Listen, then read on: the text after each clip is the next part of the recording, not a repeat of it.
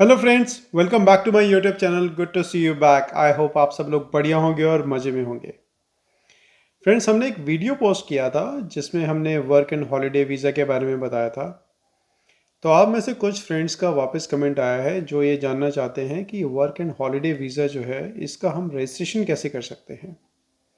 Friends, ये वही visa है जिसको कुछ लोग लॉटरी वीज़ा भी कहते हैं, जिस वीज़ा के अंदर आप एज ए विजिटर ऑस्ट्रेलिया में भी आ सकते हो और यहाँ पे आप अपनी छुट्टियाँ एंजॉय भी कर सकते हो और उन्हीं छुट्टियों में यहाँ पे आके काम भी कर सकते हो। तो फ्रेंड्स, आज इस वीडियो के अंदर हम आपको बताएंगे कि सिर्फ इंडियन रुपीस 1500, सिर्फ 1500 रुपये यानी कि ऑस्ट्रेलियन डॉलर 25 ऑस्ट्रेलियन डॉलर्स के अंदर आप ये वर्क एंड हॉलीडे वीज़ा का प्री रजिस्ट्रेशन कैसे कर सकते हो। चलिए फ्रेंड्स, तो आपको बताता हूँ कि मैं स्टेप बाय स्टेप पूरा प्रोसेस आपको क्या फॉलो करना है और आपको प्री रजिस्ट्रेशन कैसे कराना है। सबसे पहला काम जो आपको करना है वो आपको करना है गूगल पे जाना है और गूगल पे जाके आपको ईमी लॉगिन के नाम से सर्च करना है। जब आप ईमी लॉगिन सर्च कर लेंगे, जो सबसे पहला ऑप्शन आपके सामने आ रहा है ईमेल लॉगिन का, आपको उसको ओपन कर लेना है। मैं थोड़ा सा आपके लिए जूम कर देता हूं ताकि आपको अच्छे से ये दिखे। अब देखिए यहाँ पे आपके सामने यहाँ पे एक ऑप्शन है लॉगिन का, राइट हैंड साइड में। मैं आपको हाईलाइट करके दिखा देता हूँ। ये देखिए, आपको एक ऑप्शन दिख रहा होगा लॉगिन का और एक ऑप्शन यहाँ पे आपको दिख रहा होगा क्रिएट ईमी अकाउंट का। अब देखिए, अगर आपके पास में ऑलरेडी ईमी अकाउंट है तो आप लॉगिन पे जा सकते हैं, यहाँ पे अपने क्रेडेंशियल्स टाइप करके। अगर आपके पास में ईमी अकाउंट नहीं है तो आपको न्यू ईमी अकाउंट क्रिएट करना पड़ेगा। मैं ये एज्यूम कर रहा हूँ कि आपके पास में ईमी अकाउंट नहीं है, तो चलिए सबसे पहला काम करते हैं, हम ईमी अकाउंट को क्रिएट करते हैं, जिसके लिए आपको यहाँ पे आके क्रिएट ईमी अकाउंट पे क्लिक करना पड़ेगा। अब यहाँ पे आपको क्या करना है, यहाँ पे आपको अपना वैलिड ईमेल एड्रेस टाइप करना है।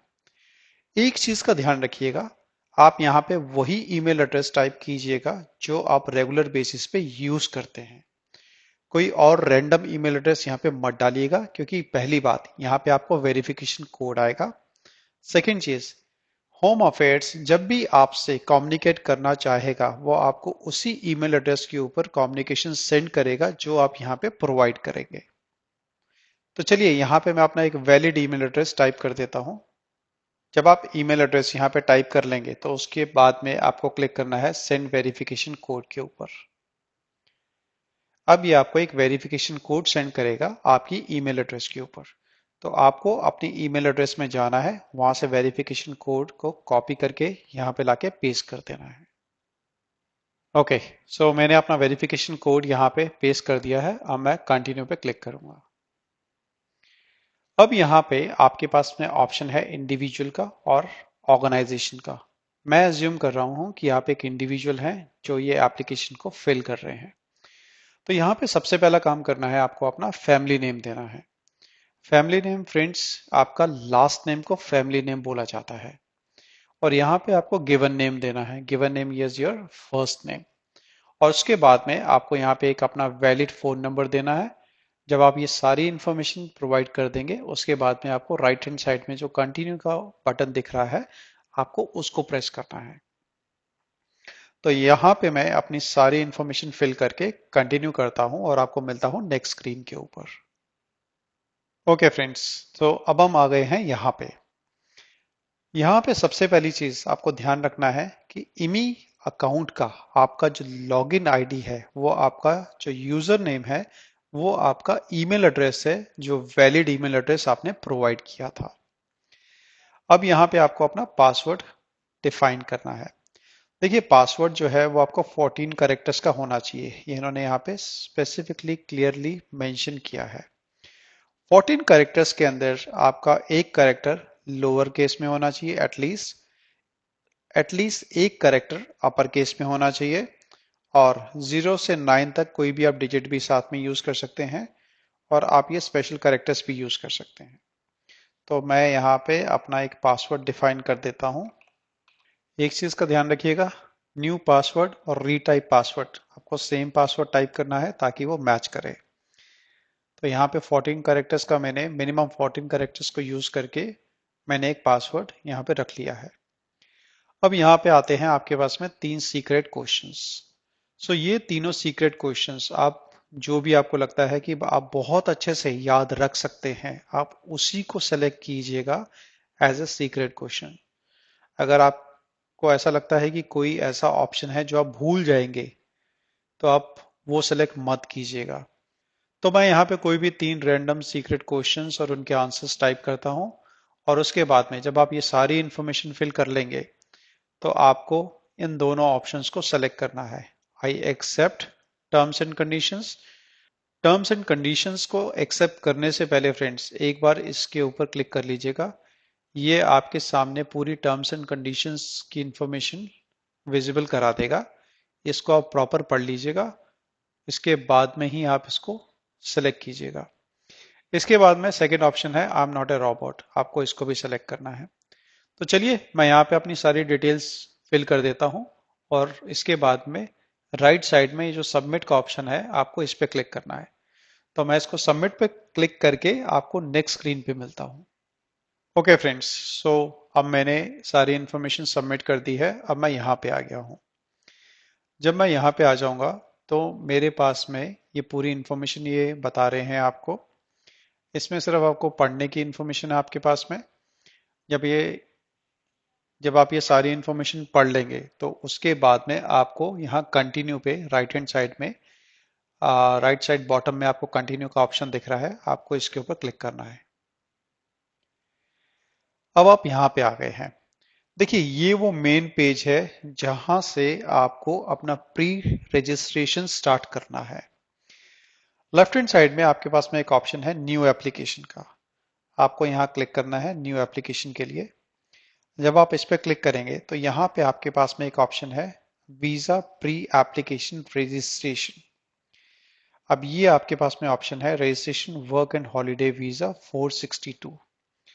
आप में से कुछ लोग ऐसे भी हैं जो इस वीजा को लॉटरी वीजा के नाम से भी जानते हैं। तो अब हम इसका रजिस्ट्रेशन स्टार्ट करने जा रहे हैं। उसके लिए आपको इसके ऊपर क्लिक करना है। देखिए मैं फिर बता रहा हूं, आपको सेकंड ऑप्शन पे क्लिक करना है जहां 462 लिखा हुआ है। ये हमने इसके ऊपर क्लिक किया।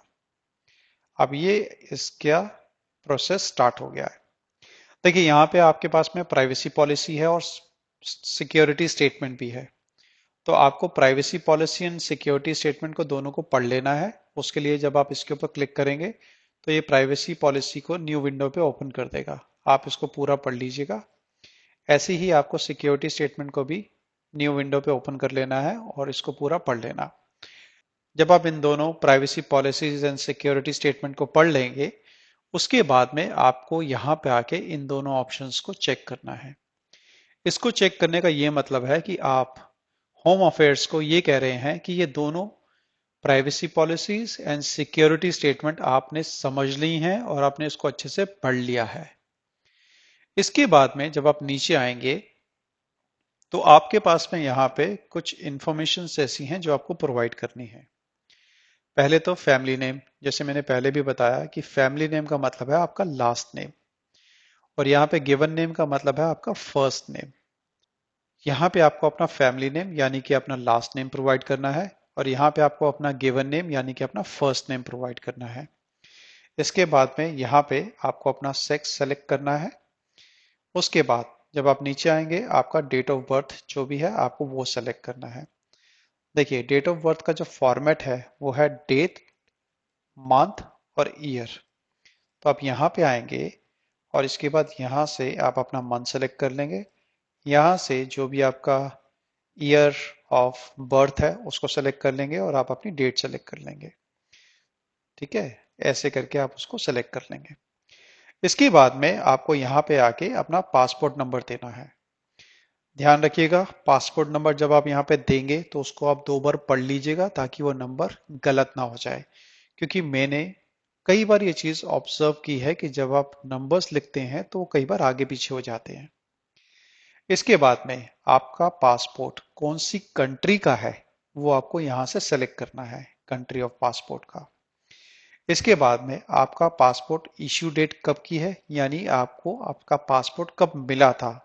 आपको इस इंफॉर्मेशन के लिए कहीं जाने की जरूरत नहीं है। ये सारी की सारी इंफॉर्मेशन आपको आपके पासपोर्ट के ऊपर मिल जाएगी। तो वहां पे आपके लिए पास में डेट ऑफ इश्यू भी लिखा होगा और डेट ऑफ एक्सपायरी भी लिखा होगा। ये सारी इंफॉर्मेशन आप वहां से फेच कीजिए और यहाँ पे डाल दीजिए। उसके बाद में जब आप नीचे आएंगे तो ये कुछ ऑप्शंस हैं जो आपको समझना बहुत जरूरी है, तो प्लीज इसको ध्यान से सुनिएगा। देखिए, पहला ऑप्शन है कि I have not previously held A work and holiday visa, यानी आज से पहले आपके पास में कभी भी वर्क एंड हॉलीडे वीजा नहीं था। अगर ऐसी सिचुएशन है तो आपको उसको चेक करना है। एक बात का ध्यान रखिएगा फ्रेंड्स, कोई भी इंफॉर्मेशन गलत मत टाइप कीजिएगा या गलत मत दीजिएगा। अगर आप कोई इंफॉर्मेशन गलत देंगे तो वो इलीगल है। इसके अलावा मैं आपको एक और बात भी बोलना चाहता हूं कि हम मारा एजेंट नहीं है, हम रजिस्टर्ड मारा एजेंट नहीं है। अगर आप चाहते हैं कि आप किसी रजिस्टर्ड मारा एजेंट से ये एप्लीकेशन फिल कराना चाहते हैं तो आप उनसे कांटेक्ट कर सकते हैं। हम सिर्फ आपको हाई लेवल इंफॉर्मेशन प्रोवाइड कर रहे हैं। डिटेल्स के लिए आप मारा एजेंट से कांटेक्ट कर सकते हैं। ठीक है। सेकेंड ऑप्शन है I believe that I meet the requirements to apply, यानी कि आप ये बिलीव करते हैं कि जो भी रिक्वायरमेंट है वर्क एंड हॉलीडे वीजा की, आप इसको मीट करते हैं। देखिए, अगर आपके पास में क्लैरिटी नहीं है कि इसकी क्या रिक्वायरमेंट है तो उसके लिए आप हमारा पुराना वीडियो जो मैं ऊपर आई सेक्शन में डाल दूंगा, वहां पे हमने पूरी डिटेल दी हुई है कि आपकी एज कितनी होनी चाहिए, आपके डिपेंडेंट्स आपके साथ में जा सकते हैं या नहीं जा सकते हैं। वो सारी इंफॉर्मेशन आपको उस वीडियो के अंदर मिल जाएगी। इसके बाद नेक्स्ट ऑप्शन है I accept that department conducts a random selection. देखिए, जैसे कि मैंने पहले बताया कि कुछ लोग इस वीजा को लॉटरी वीजा के नाम से भी जानते हैं, इसीलिए यहां पे लिखा हुआ है कि रैंडम सिलेक्शन। तो ये रैंडमली सिलेक्ट किया जाता है। अगर आपकी किस्मत अच्छी है तो आपका नाम इसमें आ जाएगा। तो काइंड ऑफ ये जो लॉटरी सिस्टम है इसमें आपका नाम आ सकता है। तो यहां पे ये कह रहे हैं कि आप ये बात एक्सेप्ट करते हैं कि ये रैंडम सिलेक्शन के क्राइटेरिया पे है और आप अगर सेलेक्ट नहीं होते हैं तो you are good with that, यानी कि आपको कोई प्रॉब्लम नहीं है।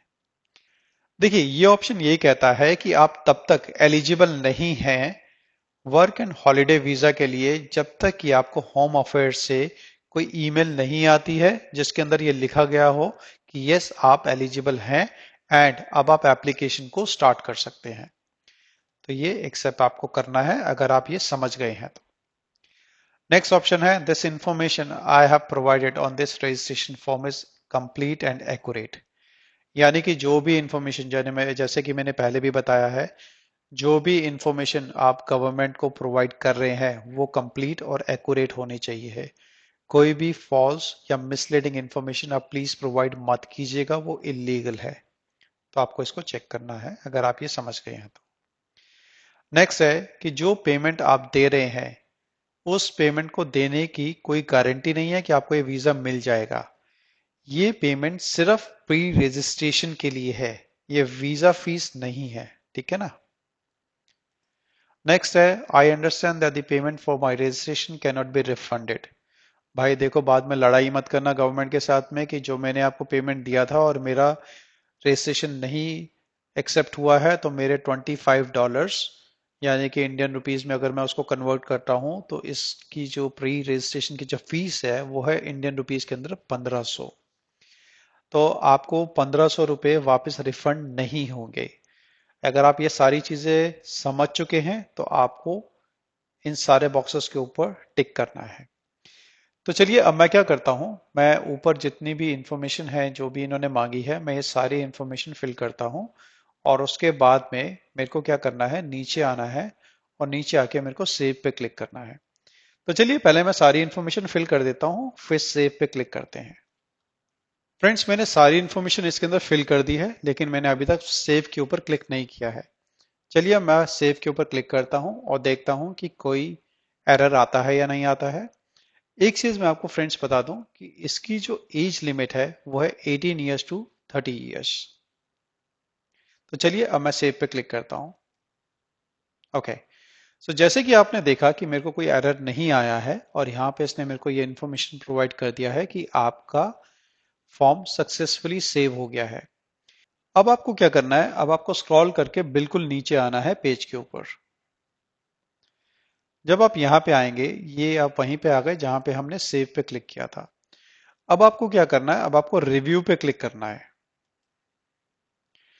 जब आप रिव्यू पे क्लिक करेंगे तो आपको आपकी पूरी एप्लीकेशन दिखाई देगी।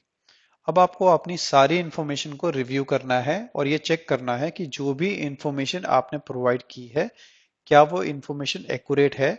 अगर वो इंफॉर्मेशन एक्यूरेट नहीं है तो आप प्लीज उसको मॉडिफाई कर दीजिएगा।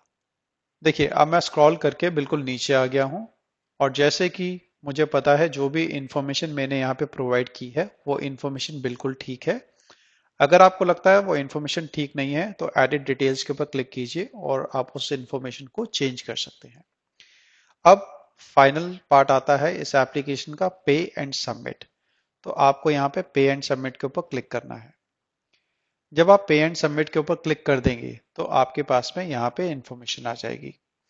अब आपको क्या करना है, आपको यहाँ पे पेमेंट ऑप्शन सेलेक्ट करना है, जो भी आप पे करना चाहते हैं, जिस भी ऑप्शन के थ्रू आप पे करना चाहते हैं। आप डेबिट कार्ड से पे कर सकते हैं, आप पेपॉल से पे कर सकते हैं, आप यूनियन पे से पे कर सकते हैं। बीपे का ऑप्शन आपके लिए नहीं होगा क्योंकि ये ऑस्ट्रेलियन बैंक अकाउंट्स के लिए ही होता है। अब एक चीज ध्यान रखिएगा कि यहाँ पे सारी इंफॉर्मेशन एक्यूरेट होनी चाहिए। आपका एड्रेस डिटेल, आपका कार्ड डिटेल जिससे आप पेमेंट कर रहे हैं।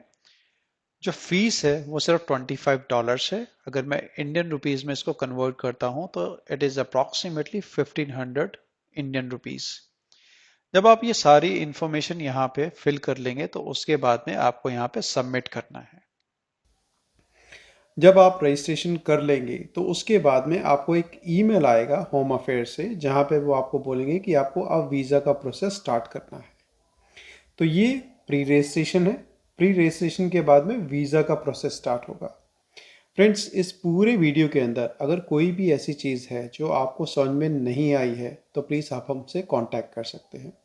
आई होप फ्रेंड्स, आज का जो वीडियो हमने आपको एक्सप्लेन किया है, जो टोटल प्रोसेस आज हमने आपको एक्सप्लेन किया है, वो आपको अच्छे से समझ में आया होगा। अगर उससे रिलेटेड कोई भी आपके क्वेश्चंस हैं तो आप कमेंट में हमसे पूछ सकते हैं या फिर आप इंस्टाग्राम के थ्रू भी हमसे कांटेक्ट कर सकते हैं। जैसे कि फ्रेंड्स, आपको पता है कि हम कोई रजिस्टर्ड मारा एजेंट नहीं है। हमारी रिकमेंडेशन यही होगी कि अगर आप इस प्रोसेस को फॉलो कर रहे हैं तो आप किसी मारा एजेंट से भी कांटेक्ट कर सकते हैं। वो कुछ पैसे लेंगे आपसे और आपके लिए प्रोसेस कर देंगे। चलिए फ्रेंड्स, मिलते हैं नेक्स्ट वीडियो के अंदर। Thank you, bye, take care.